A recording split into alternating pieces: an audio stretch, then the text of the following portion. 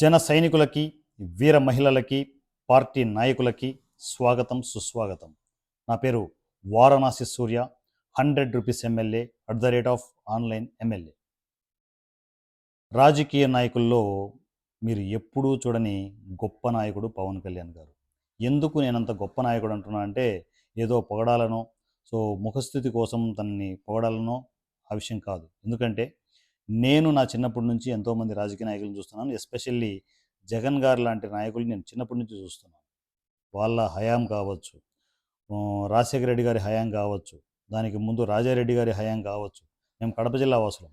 కడప జిల్లాలో వాళ్ళ పరిస్థితులు ఎలా ఉంటాయి, ఆ కుటుంబాలు ఎలా ఉంటాయి, ఇవన్నీ మేము దగ్గరగా చూసిన వాళ్ళం. లక్షల కోట్లు, వేల కోట్లు కూడా కాదు, లక్షల కోట్లు ప్రజాధనాన్ని దొబ్బి తిని గొప్పోళ్ళు అయిపోయారు. డబ్బుంటే గొప్పోళ్ళు అయిపోవడమేనా? ఇంతేనేమో, రాజకీయాలంటే ఇలాగే ఉంటుందేమో, డబ్బులు సంపాదిస్తే గొప్ప నాయకులు అయిపోతారేమో అని చిన్నప్పటి నుంచి అనుకునేవాళ్ళం. జనాల కోసం స్వచ్ఛందంగా పనిచేసే ఒక నాయకుడు రాడా? జనాల కోసం డబ్బు ఆశ లేకుండా, పదవి ఆశలు లేకుండా జనాల కోసం పనిచేసే ఒక గొప్ప నాయకుడు ఎక్కడైనా వస్తాడా? ఈ కలియుగంలో అయ్యే పనేనా అని నేను ఎన్నోసార్లు అనుకునేవాడిని. నేను రాజకీయాల్లోకి వస్తే ఇలా కల్మషం లేకుండా, ఏ ఆశ లేకుండా జనాలకు సర్వీస్ చేయాలనే మోటోతో ఉండేవాడిని. కానీ మన పవర్ సరిపోదు. ఎందుకంటే మనం మధ్యతరగతి కుటుంబీకులం. అంతంతగా మనము డబ్బులు సంపాదించే సిచ్యువేషన్ ఉండదు. మనకే కష్టాలు, కన్నీళ్ళు చాలా ఉంటాయి. మరి జనాల కన్నీళ్ళు, కష్టాలు ఎలా తీరుస్తాం? మనకు ఆశ అయితే ఉంది, జనాలకి ఏదైనా చేయాలి అని చెప్పేసి. చిన్నప్పటి నుంచి ఈ గోల్ ఒకటి ఉంది. ఆ గోల్ ఉండడం వల్ల ఇప్పుడు 100 రూపీస్ ఎమ్మెల్యేగా మీ ముందు ఉంటున్నాను. సో, ఇలాంటి పరిస్థితుల్లో ఈ కలియుగంలో అలాంటి మనిషి ఒకడు వస్తాడా? అలాంటి కోహినూరు డైమండ్ ఎక్కడైనా ఉంటుందా అని అనుకునేవాడిని. అలాంటి డైమండ్ మనకు దొరికింది. ఆ డైమండ్ పేరే, ఆ కోహినూరు డైమండ్ పేరే శ్రీ పవన్ కళ్యాణ్ గారు. శ్రీ కొనిదెల పవన్ కళ్యాణ్ గారు. అంత గొప్ప మనిషి మన దగ్గర ఉండి, ఈ ఈ కాలంలో డబ్బు ఆశ లేనిది ఎవరైనా చెప్పండి. నేను డైరెక్ట్గా లైవ్లో అడుగుతున్నాను. మీరు చూస్తున్న వాళ్ళల్లో మీకు డబ్బు ఆశ లేని వాళ్ళు ఎవరైనా చూపించండి. పదవి ఆశ ఖచ్చితంగా ఒక్కరు కూడా ఉండరు. అసలు డబ్బు ఆశ లేకుండా ఒక మనిషి రాజకీయాల్లోకి వస్తే ఎలా ఉంటుంది? కోట్ల కోట్ల డబ్బులు వదులుకొని సినిమాలు హ్యాపీగా చేసుకోవచ్చు పవన్ కళ్యాణ్ గారు అనుకుంటే. 50 కోట్లు, మినిమం 50 కోట్లు ఇవ్వరా పవన్ కళ్యాణ్ గారికి? ఇప్పుడు వద్దనుకున్నా కూడా సరిపోవా? జీవితాంతం వాళ్ళ ఫ్యామిలీలు హ్యాపీగా కూర్చొని తింటే సరిపోవా? అంతెందుకు, మెగా ఫ్యామిలీ నుంచి వచ్చారు. ఆ మెగా ఫ్యామిలీ సపోర్ట్ సరిపోదా? ఆ మొత్తం డబ్బులని తుచ్చమనుకొని వదిలేసి జనాల కోసం రోడ్ల మీదకి వచ్చి, ఉం, రోడ్ల పక్కన తింటూ జనాలతో మమేకమయ్యి 10 సంవత్సరాలు ఓడిపోయి ఓడిపోయి ఓడిపోయి ఓడిపోయి కుంగి కుసించిపోయినా కూడా ఆయనలో ధైర్యం చావలేదు. మరలా లేచాడు. పడి లేచే కెరటంలా ఉవ్వెత్తున లేచాడు. లేస్తే ఏమైంది? నిజాయితీకున్న పవర్ అలాంటిది. రాష్ట్ర రాజకీయ చరిత్ర మొత్తం మార్చేశారు. నాకు తిరుగులేదు అనుకున్న జగన్మోహన్ రెడ్డి గారిని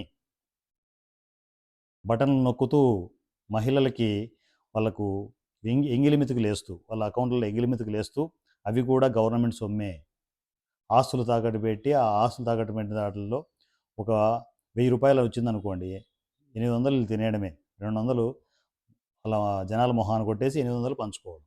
ఇదే జరుగుతుంది. 5 సంవత్సరాలు అదే చేశారు. మరి మాకు తిరిగే లేదు, 30 సంవత్సరాలు అసలు జగన్ పాలనే ఉంటుంది, ఈ ప్రజాపాలన అంత బాగా ఉంటుందని చెప్పేసి అనుకున్న జగన్మోహన్ రెడ్డి అంటే, జనాలకు తెలియకుండా జనాల సొమ్మును లక్షల కోట్లు బుక్కేస్తున్న ఒక బ్రహ్మ రాక్షసుని అంతమొందించడానికి, ఒక బ్రహ్మ రాక్షసుని తుదముట్టించడానికి, ఒక బ్రహ్మ రాక్షసుని పడుకోబెట్టడానికి పవన్ కళ్యాణ్ గారి రూపంలో ఒక అసలు సిసలైన నాయకుడు వచ్చారు.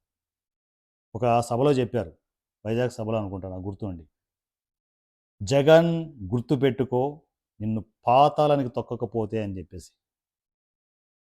ఆ మీటింగ్ నాకు తెలిసి జగన్ పతనానికి అక్కడే నాంది పలికింది. జనాల సొమ్ము లక్షల కోట్లు తినేసిన ఒక మహా మనిషిని మహామనిషి ఇన్ ద సెన్స్ ఒక బ్రహ్మరాక్షసుని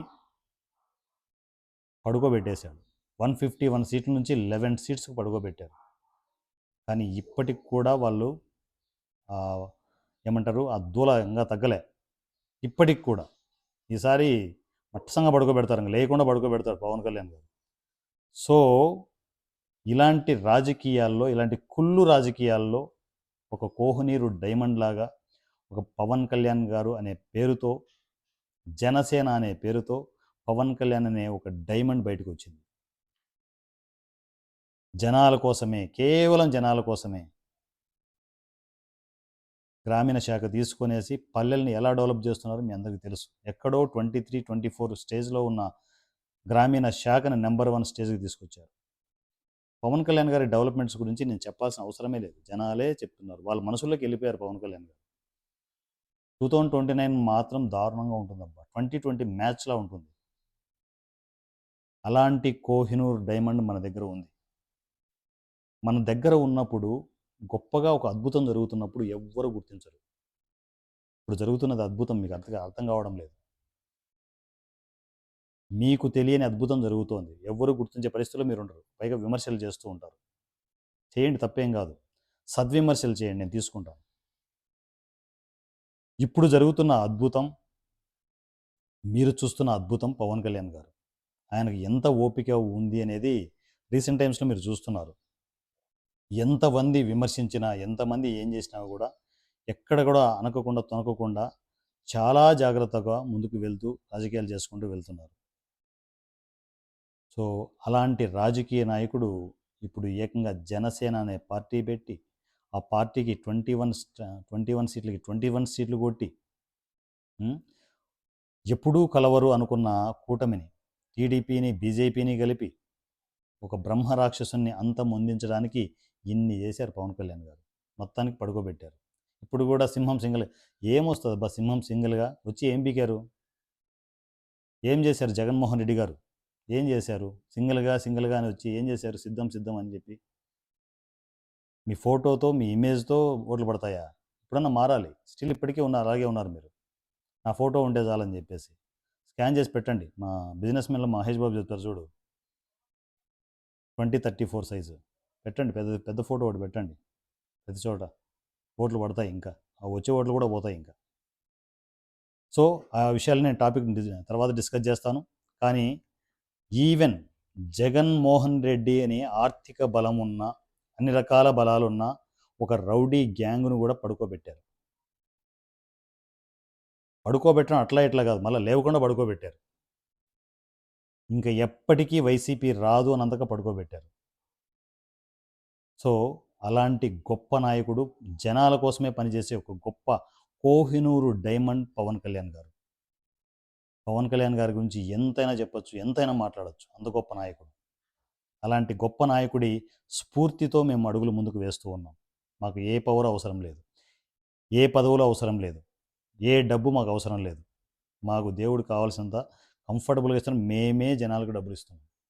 మేమే జనాలకు, ఆకలితో ఉన్న వాళ్ళకి ఒక 100 రూపాయలు నా నుంచి ఇస్తున్నాను. ఒక చిన్న జన సైనికుడు ఇంత చేస్తున్నాడంటే పెద్ద పెద్ద నాయకులు ఎంత చేయాలి? పవన్ కళ్యాణ్ గారి స్ఫూర్తితో, ఆయన స్ఫూర్తిని తీసుకొనేసి ఎంత మంచి పనులు చేయొచ్చు, జనాల కోసం ఎంత మంచి పనులు చేయొచ్చు. మీరు అనుకుంటున్నారు పవన్ కళ్యాణ్ గారు సీఎం కాలేదని. ఆయన స్కెచ్ ఇది కాదబ్బా, స్టేట్లో స్కెచ్ లేదు, అది కంట్రీ స్కెచ్. దేశ నాయకుడు అవుతారు, కంట్రీకి దేశ నాయకుడు అవుతారు. పిఎం రేంజ్ అది, మామూలు మెటీరియల్ కాదు, పిఎం మెటీరియల్ అది. కోహినూరు డైమండ్, మరలా చెప్తున్నాను, అలాంటి కోహినూరు డైమండ్ మన దగ్గర ఉంది. మన దగ్గర ఉన్నప్పుడే స్ఫూర్తి తీసుకోండి, గొప్ప నాయకులుగా ఎదగండి. నేను ఆ స్ఫూర్తి తీసుకుంటున్నాను. నేను గొప్పగా చెప్తున్నాను, నా నాయకుడి స్ఫూర్తితో, నా పవన్ కళ్యాణ్ గారి స్ఫూర్తితో, నా కోహినూరు డైమండ్ స్ఫూర్తితో నేను ఎదుగుతున్నాను. జై జనసేన, జై పవన్ కళ్యాణ్, జై తెలంగాణ. Thank you.